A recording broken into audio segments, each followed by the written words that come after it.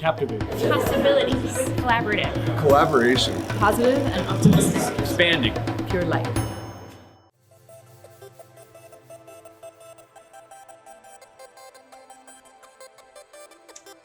Okay. Welcome to Regenerative Voices, Elevating Stories, Activating Change. I'm Seleyn DeYarus, your host. I'm the co-founder and executive director of At the Epicenter. And today I have a very special guest and, full disclosure, a longtime dear friend, Marci Zaroff. Thank you, Marci, for being a part of this broadcast today. So grateful. Marci is an eco-lifestyle pioneer and actually coined the term eco-fashion in 1995, well ahead of anybody having these sorts of insightful ideas. She's the founder and CEO of Eco-Fashion Corp and the author of an excellent book, Eco-Renaissance. It's really a guide on how we can be co-creating a stylish, sexy, and sustainable world. Thank you so much, Marci. Thanks for having me, Seleyn. What a joy to co-create with you. Thank you. Absolute. So I'd like to start a little bit around your vision that started back in 1995. And I know it was preceded by other things, but I'm interested today for us to look into the apparel world, the fashion world, which for many folks is still not something we think about when we think about ways to be green. And that is obviously a very important part of what we all do daily in getting dressed. And the impact of the apparel industry is really quite intense on ecosystems, human well-being. And why don't you just share a little bit about some of the high points that have become your threshold for action? Mm-hmm. Well, because I started on the food side, as I moved into fashion and textiles, it was almost like being able to take the same learnings and just apply them to a different widget, a different product category. But a lot of the issues that we would see in the food system start with agriculture. And a lot of the issues that we see in the fashion industry start at the source.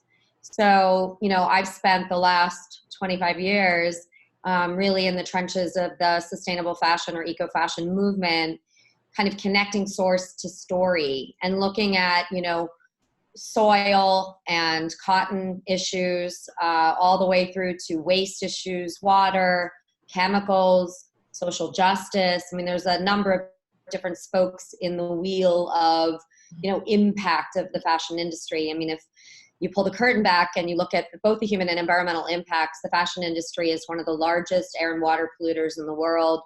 20% of the world's fresh water pollution is coming from textile treatment and dyeing. 10% of the world's carbon impact is from the fashion industry. And then when you look at cotton, which is really where I started, frankly, because I came out of food. And when I learned that 60% of a cotton plant is going into the food stream, that was one of my first aha, food and fiber are connected moments. And then when I went into the consumer facing side of it, Maslow's hierarchy of needs, right? Our first basic need is food. And then we move into shelter and clothing and that which protects around us, which is clothing and home textiles. So for me, I loved fashion. I was always into fashion. When I started to learn about these impacts, and I'll go deeper into kind of the cotton impacts, which really blew my mind. It was really about trying to break all the stigmas and trying to demonstrate that it should be not why would you buy organic cotton and sustainable fashion, but why wouldn't you if you have a choice that gives you everything you want? I love that. When you talk about 20% of water pollution is coming from the fashion industry, that is a staggering number. That's big. Yeah. And I'm sure a lot of that's happening in developing parts of the world. Yeah. I mean, there's, some running jokes that aren't funny. Like you can tell what colors the factories are dyeing in China by the colors of the rivers. Right.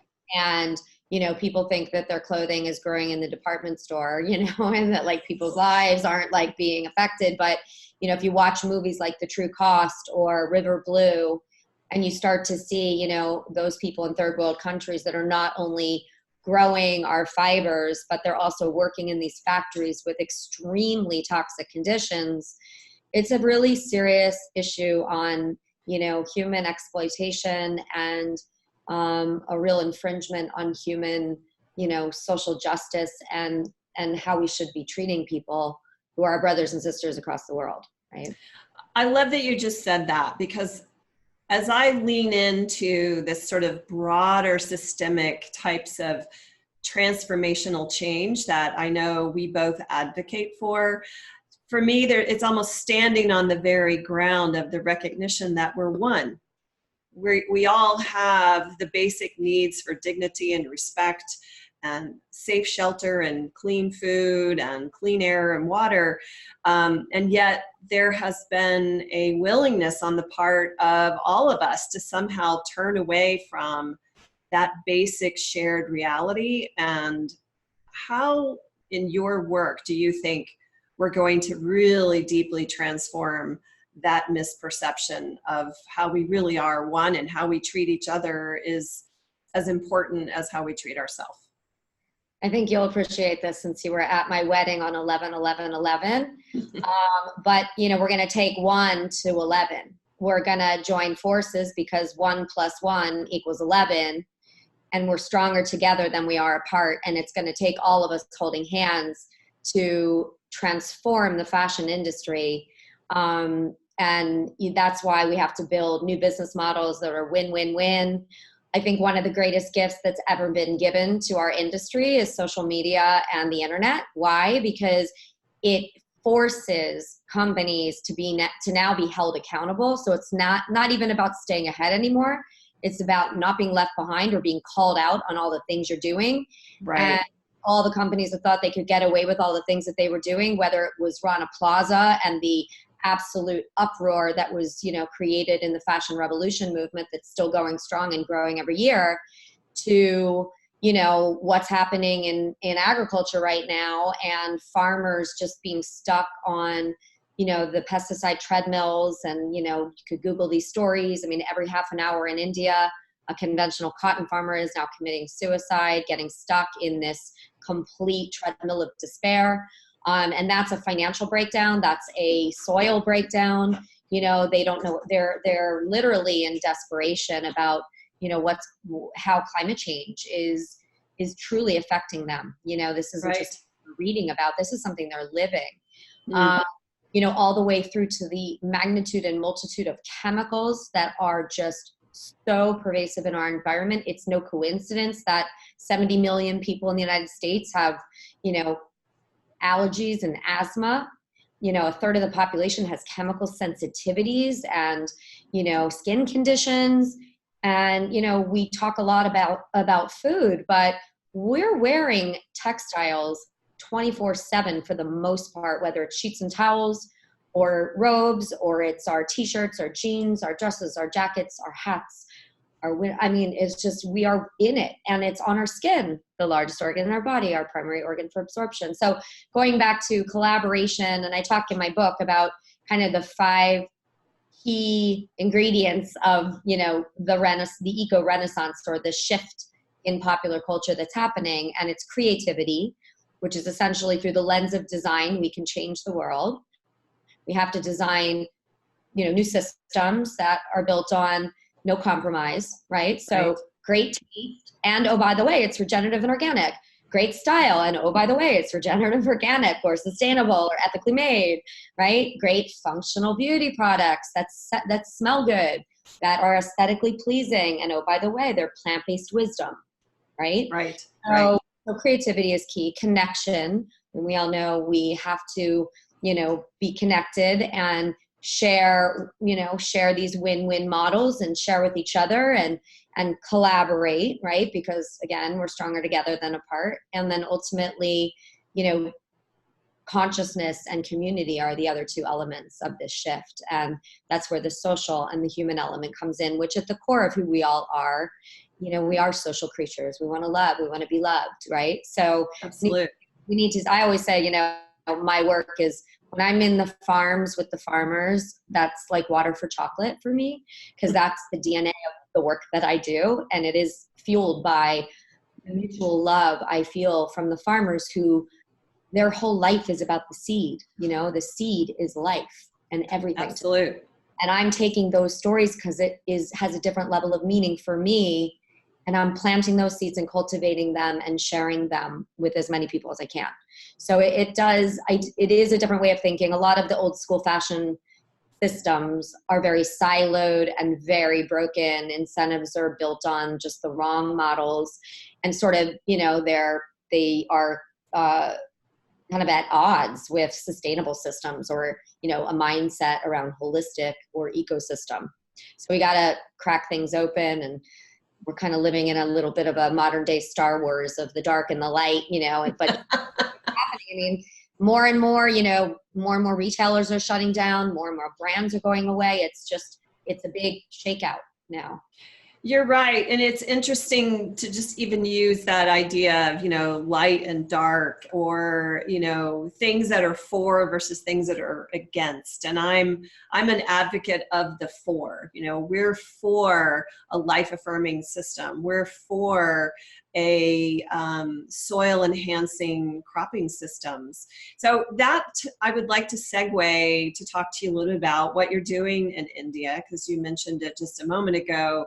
And share a little bit about what Reset is, which is part of your constellation of efforts under Eco Fashion Corp. If you would just say a little bit about what inspired Reset, what is Reset? Let's start with what is Reset, and then what inspired that. Yeah, so Reset is an acronym for Regenerate the Environment, Society, and Economy through Textiles. And it is a farm project that was co-created between myself and a dear friend, brother in India named Anil Kumar. Anil has been running a nonprofit, an NGO, and we've known each other for well over a decade, have danced with each other through the years, and kind of it was so clear that we shared core values where, again, coming together, we could build a turnkey farm to finished product business model where we could help drive transparency, storytelling at the farm level with, making the farmers heroes, because really they are, and rebuilding the soil and taking them off of the broken systems and helping them make more money and building the market while we're training the farmers, so that we create, this model where everybody's serving each other to serve themselves, right? So, generating the supply, but also creating the demand, which is so important for that complete cycle. So what we do with Reset is we get farmers who commit to joining the Reset program. We provide them with GMO-free seeds. We provide them with training to get into the program. And in the program, they learn how to make all their own inputs, fully weaned off of any GM seeds or any chemical inputs or fertilizers or anything. They are taught regenerative practices, so crop rotation, cover cropping, low tillage or no tillage. Cows are big in India. Obviously, there's animal grazing, and we make all of our fertilizers. I've done it myself out of, cow urine and cow dung, and we're really, utilizing that relationship, because it's obviously an interconnection. And then the farmers, we're starting to create baseline studies where we're measuring the carbon in the soil. So obviously, as we rebuild the soil, we expect to see better soil health and more carbon in the soil and topsoil, just that is healthy, and more, biodiversity. And we want to capture kind of all those touch points, plus water retention, plus the income, improvements to the farmers, plus pesticide reduction. Less than 6% of the agriculture in India is cotton, but over 50% of the pesticides that are being used are on cotton. And it is the last crop in India that actually even allows GMO seeds. And so, and it's so, the farmers don't want them, but they don't know better. They don't know what else to do, and they don't know how to get off the system. And even, we work with the Indian government at Reset, and they support, our training and our certification costs, all of our farmers get onto the control union certification right away. So they start the transition right away. And during the 3-year transition to ultimately, they'll be qualified for regenerative organic certification. And during that 3-year transition, after the first year, they're already, because they've been 1 year in transition, we can take the fiber and take it up a GOTS certified supply chain, an organic certified supply chain, to have a GOTS and conversion certified product at the end of the day. So you're already adding extra value even in their first year in this new program. Correct. And, that we're giving them assurances on, when they get to that 3-year transition, we already have buyers that, want that organic cotton, and I think, and they want to know that it's the real deal. And hopefully within the next year or two, we'll have blockchain technology as well embedded into this system. But we've seen even in the first, sorry. Did you want I'm getting excited. Yeah, me too. Even in the first, pilot of Reset, the farmers are seeing a 25% increase in yield on their cotton. Wow. We did have this season a bunch of farmers who the seed wasn't able to germinate and because of the drought conditions. So, that's probably our biggest challenge, or one of them. But we have a lot of excitement about Reset. We have people from other states in India, there's 30 states, already reaching out to us to see if we'll set Reset up in their states. So our goal, we have 500 farmers right now, but our goal is to have 20,000 in the next 5 years minimum.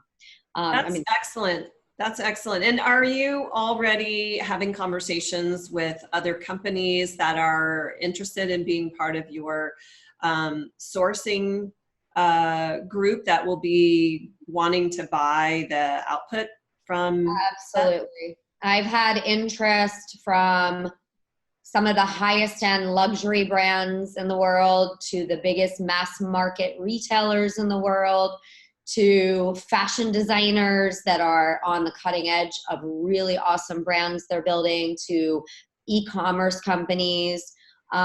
We actually have almost one of each of what I just said coming with me in November to visit the Reset project in India. We have a special project, which was very dear to my heart, where 55 of our Reset farmers who are already certified organic, that we had actually set them up on Reset from the organic level versus the conversion level. But where we're resetting them is into biodynamic farming. And those 55 organic biodynamic farmers, we're in partnership with Mercola, Dr. Mercola and Mercola.com, and we'll be making all certified organic biodynamic cotton textile products that will be launching summer 2020 for Mercola from Reset Cotton. So I love it, Marci. That's awesome. Lots of cool stuff happening. Well, I just want to say thank you for this, just your absolute tenacity, and that you just don't give up. You are such a beautiful goddess warrior, pursuing your vision and always taking it up a new notch. So I just really applaud how you have made something as potentially hugely impactful in a country that is desperate to improve so many aspects of human well-being and ecological health. And talk about a place that's been exploited for a long time. I'm really happy to hear your goals to grow it to that many, and these are small shareholder farmers. Yeah. Let's take a moment and explain what a small shareholder farmer is. To a lot of people listening, they may have heard that term, but I don't think many of us even understand how much or how little that actually means in terms of the kind of land that's being cultivated. You're just talking about a couple of acres max, for each of these farmers. And, the problem is the current system, when they're given GMO seeds and almost all of these farmers are illiterate.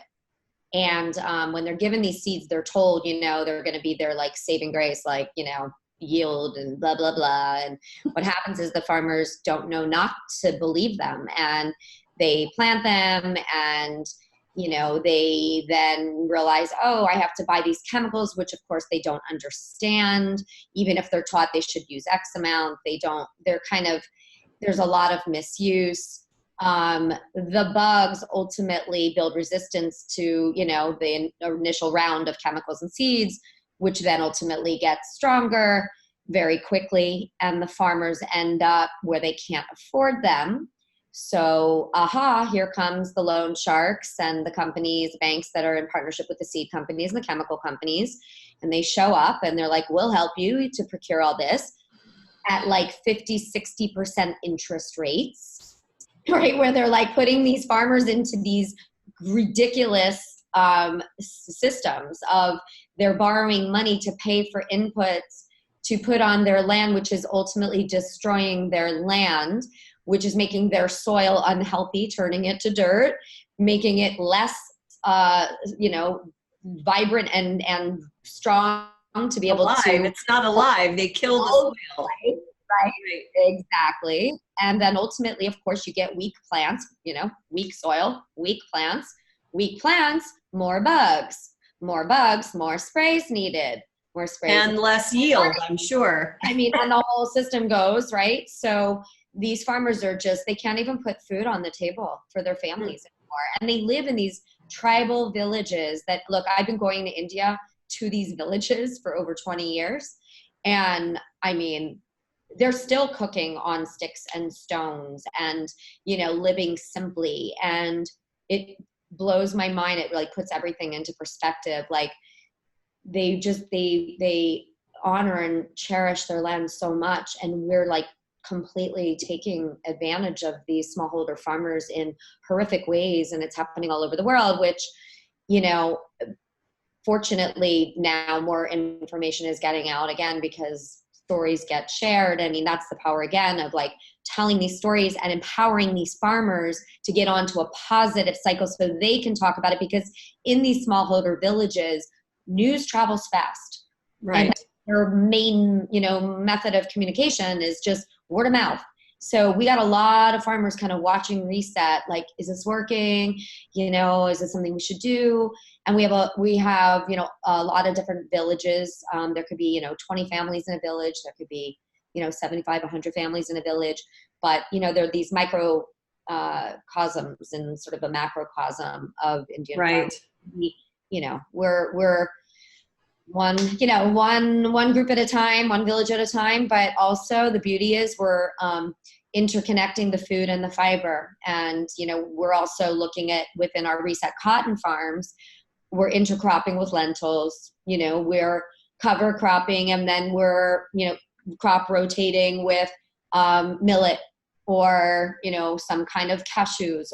So we're looking at what are the other markets where the villagers, the farmers can also get other sources of income. And then we're taking it even one step further than that. At the end of the growing season, generally speaking, farmers historically, they burn all the stalks and all the remnants, and that's what creates all this like pollution in the air. Right. We just signed a deal with the Dutch government, who has funded projects that's going to start this year, where they're going to collect all the leftover remnants at the end of the harvest with the stalks, everything into the biomass, and turn it into packaging materials. They're going to send it all to a company that makes packaging materials and is looking for that kind of biomass. So it's like we're embedding the cradle to cradle principles in.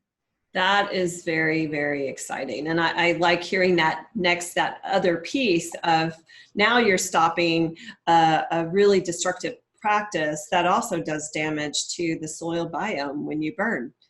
Yep.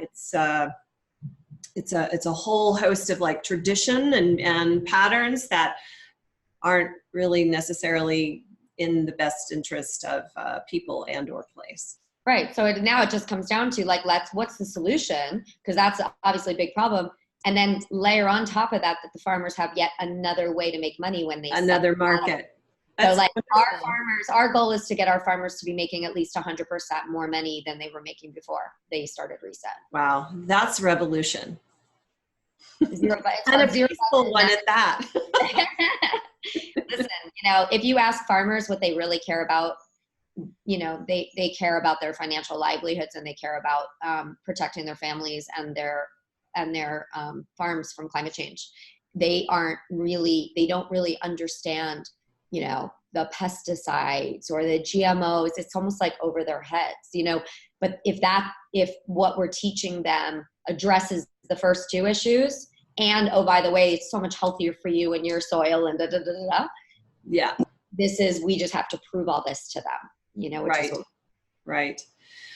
So in your constellation of activity, there's also creating apparel itself. And I recall when you started MetaWare, you were the first GOTS certified manufacturer in the United States.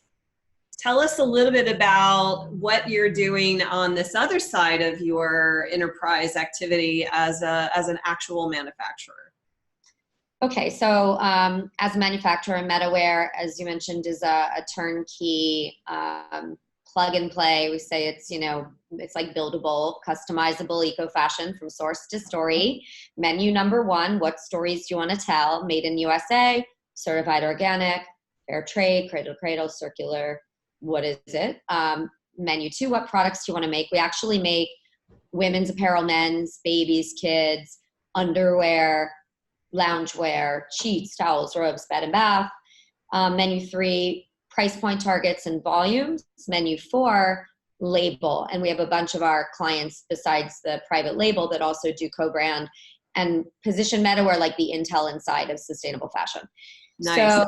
So in our multiple supply chains and how we plug and play our different clients and partners depends on what those other menus are, the products and the price point targets and the volumes. So we have an entire platform. Our first and kind of starting point was building a factory platform here in the United States, where we do turnkey seaweed-based printing on certified organic cotton t-shirts. We stock 3 different styles. We make it super easy. Send us your art. Boom. We can deliver, printed t-shirts. And we have dyeing and embroidery in our factory as well, garment dyeing. Everything is GOTS certified. We were also not only the first GOTS certified manufacturer in North America, but we were also the first cradle to cradle certified manufacturer of cradle to cradle certified product in the world. And that was in 2013. So before we go much further, let's explain some of these terms that we're using. GOTS, I'm sure, is not a household term. So would you share a little bit about what does GOTS mean? And then let's also just touch on the cradle to cradle. Sure. So the GOTS standard is the Global Organic Textile Standard. It is the platinum standard for certified organic textile. It means everything from the farm being NOP certified organic cotton, according to the same, methodologies and regulations as any agricultural ingredient. So that's like a USDA certified organic qualification. Correct. So if you were going to stop there at the cotton level and make cotton bowls, you could actually use the NOP seal on the cotton bowls. Okay. But if you go beyond the cotton bowl and you start using spinning to dyeing, processing, anything that you're going to add into 99% of textile products, you then are no longer allowed to use the NOP seal, the organic seal that most people recognize, because the 5% allowances in that seal do not include allowances that are relevant for textiles. They're all food-driven ingredients. So we created our equivalent of the NOP seal, which is the GOTS seal, which is specific for textile products, which basically says it's the 95-5 rule. 95% of the product has to be certified organic fiber to say it's an organic textile, 70% organic if it's made with, and you can have the 30%. We have our allowances, what you can and you can't use. You can never use conventional cotton, but you can use tensile, lyocell, or you can use, a wool, or you can use, there are fibers that can be part of that. It also includes, just like if you had a certified organic finished product on the shelf, everything that touched the product has to qualify. Same thing. If you have a product on the shelf that has a GOTS seal on it, a Global Organic Textile Standard seal, it means every single thing in that product, from the dyes to the finishes, to the sundries, the buttons, the packaging, everything was looked at and audited. It's part of a full transparency system. So we are tracking literally from cotton to yarn to fabric to cutting and sewing to dyeing, printing, packaging, transportation, everything. So when you get a GOTS certified product, you know, it's not, you know, it might not be like where most people don't understand this. If you see something that says it's an organic product and it's not GOTS certified, you don't know if it's like 5% organic cotton dipped in like heavy chlorine bleach and then dyed with like heavy metal, you know, conventional dyes you don't know. If it's GOTS certified, you know that it's free of all harmful chemicals. It's free of GMO seeds. It's free of everything from chlorine bleach to formaldehyde to acetone to optical brighteners to heavy metals.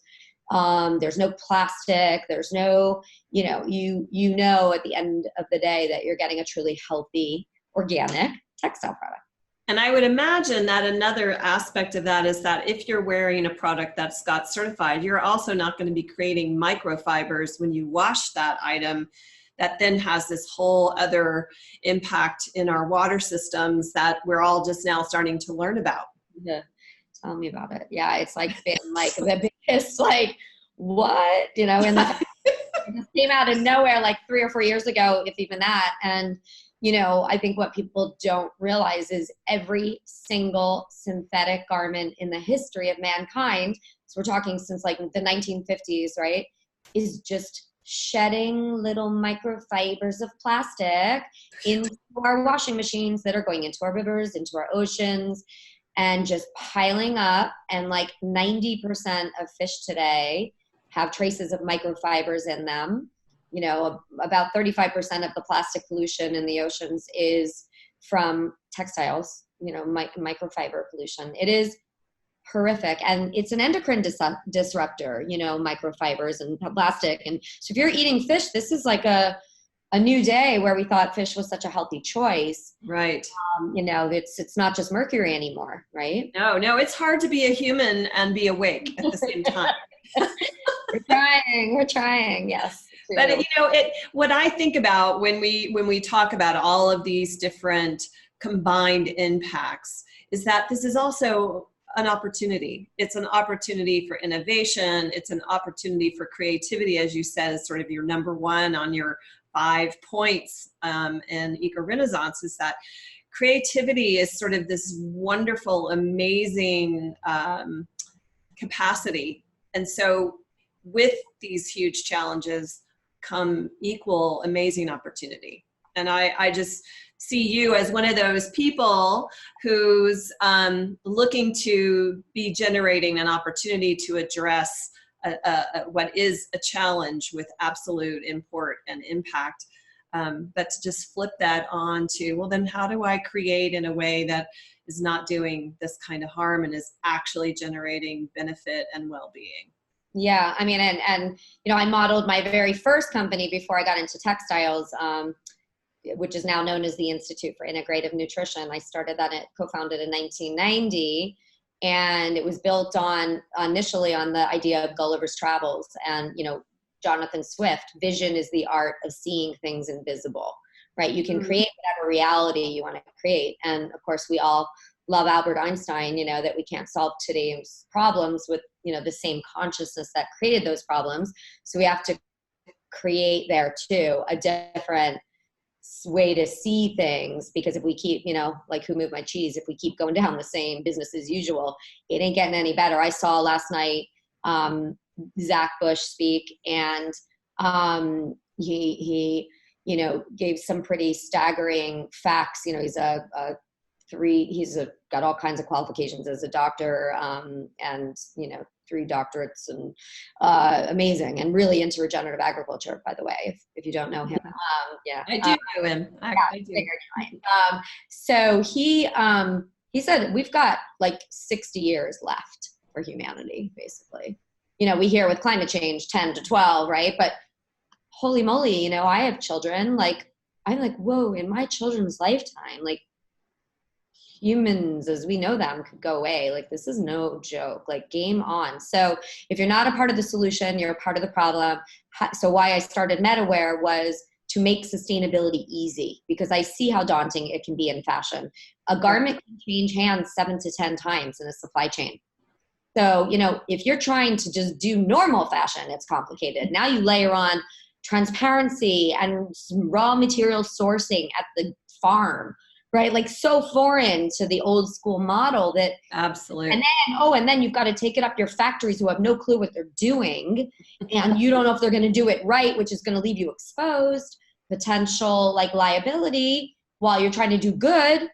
Right. How do you navigate that, right? So we started MetaWare to, like, it's almost like risk mitigation marries like true expertise of navigating the supply chain, all the certifications, creating that, you know, turnkey plug and play, deliver to your warehouse door, a fully transparent, authentic, certified, sustainable program of any kind of product from apparel to home. And then we have 2 house brands at MetaWare, or Eco Fashion Court, that are about to launch. One is home and one is apparel. So that we can then offer a brand and partner with other companies who are looking for this, but not only do they want us to do it, they want us to actually give them the brand too. So as an example, very soon on September 26th, I'm launching a 1-hour organic lifestyle show on QVC with our new home brand, Farm to Home, which Awesome. 10 a.m. tune in, my big debut. Girl, you let us know. We'll shout it out there. Amazing. So, and then our other brand that's going to be coming to life later this year is called Yes And, because the whole story, and this is in my book, my intro page, which is yes, style, quality, fit, color, comfort, hand. And oh, by the way, it's also organic, regenerative, ethically made, and all the good stuff. But we start with giving people what they want, and you know, not just style, quality, but price. So affordability and accessibility are equally as important as authenticity. So that's probably the single greatest roadblock why more people aren't buying sustainable fashion. They don't know where to find it, or they can't afford it. Exactly. I love that you brought that up, because it's kind of, I'm thinking a little bit about some of the companies that have really made their gold in fast fashion and cheap. And the real cost, which I think is going to be interesting as we go forward, sort of think about what you just said, the pressures on the ecosystem of our planet to support life as we know it are very stressed. And we don't even understand how quickly things can flip as a result of the stress that we're putting on the large sustaining capacity of the planet. So how to create that access point, how to create the affordability so that it's not a point of, I can't afford this. It's more, I can't afford not to choose this. Correct. It's not why, it's why not, right? And it's yes and again, it's the tiebreaker, because I think if people have their basic needs met, and you layer on, you know, and by the way, you know, we're doing well by doing good, and here's how, and it's, you know, and you can actually show and guide them into the experience of voting with their dollars and actually making a difference, because we can, I know it's the journey of 1,000 miles, and God knows I've been on that journey a long time. I'm still learning something new every day, and I'm grateful that I found this path, and I just want to share it with anyone and everyone that is, you know, in my field, because it you know, clock's ticking, and this is a collective shift that has to happen.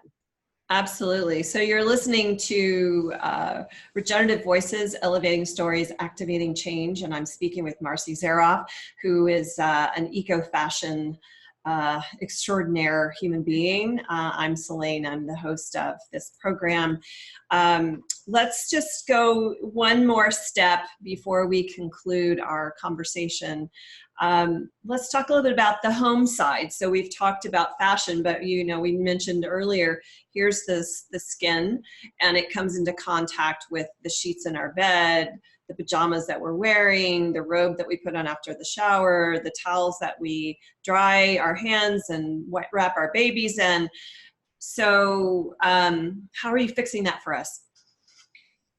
Yeah, well, I don't know why anybody wouldn't buy organic home textiles. I look at whether it's your face is on the pillow, or you're wrapping yourself in a towel, or you're lying on your throw and your decorative pillows on your couch, or you're lying doing your work across your comforter, not even in your sheets. I mean, you're breathing it in. If it's cotton and you think it's, quote, unnatural, I would say that would be the equivalent of looking at conventional dairy and saying that milk is a natural. That's why people, have moved towards organic, because they've learned that it's not so natural when it's not organic. Well, similarly, cotton that is conventionally grown and produced is ridden. It's the most heavily sprayed industry in agriculture, cotton, not to mention all the social issues that I shared earlier, not to mention it is always chlorine bleached, not to mention all the toxic dyes and finishes that are truly harmful to our skin and our bodies that we are absorbing every day. So, a conventional bed sheet can have the cotton it takes to make that could be about, 2 pounds of pesticides worth of cotton, so, there's a lot of harmful ingredients that have gone into both the soil as well as the ultimate finished product. And even when you wash it, I mean, ultimately it's like systemic, it's like trying to wash a carrot and saying, well, if it was grown conventionally, I'm just going to wash the chemicals off. It's in the soil, it's in the system, it's in the DNA. So in textiles too, it's in the fiber. I mean, cotton is a beautiful, if you haven't seen it live, I mean, it's this beautiful bowl. It's a flower of life. And, grown conventionally, it's just like ridden with all of these chemicals. And so I think if you have an option and it's affordable and modern design, which is what we're bringing to life, as I mentioned, with Farm to Home, Marcola, we make their home textiles, which are awesome. And some other companies that are out there. And I just feel like there's enough options out there today that I can't imagine why anyone would want to buy kind of really chemically, unethically made and or toxic materials. Absolutely. Well, I thank you for your time, and I thank you for your just resilient spirit and how often you have kept this as your clear and unassailable purpose and focus. So it's just a delight to know you as a friend and to appreciate you as a pioneer in this work, and deep gratitude. Thank you. Well, look, we're all in this together, which is, why I had named Under the Canopy what I did. We're all under the canopy of the planet's ecosystem together, and we share the air and the water and this planet, our home. And we need to wear the change we wish to see, and really all, hold hands to create, as I say in my book, co-create a stylish, sexy, and sustainable world. Yes, absolutely. And I love that this is an inclusive conversation. We're talking about people all over the world, and that's the good news. That's it. We're just getting started. Yes, exactly. We are. Such a pleasure, such a joy always, sister, and kindred spirit. So off we go. Absolute. Well, thank you so much. Thank you, and hopefully we're all, going to onward, inward, and upward. The Regenerative Voices Elevating Stories, Activating Change podcast series is produced by At the Epicenter, a 501c3 nonprofit organization. The podcast and video recordings are made possible by the generous support of people like you. make a tax-deductible donation or sign up as a monthly supporter by visiting attheepicenter.com/donate. Support packages start at $1 per month. The podcast series is also sponsored by several corporate and organization sponsors. To become a podcast sponsor, visit attheepicenter.com/contact to let us know of your interest. If you found this podcast episode insightful and meaningful, please pass it on by sharing it with a friend or colleague who will also enjoy it. Thank you for tuning in, for your support, and for activating change.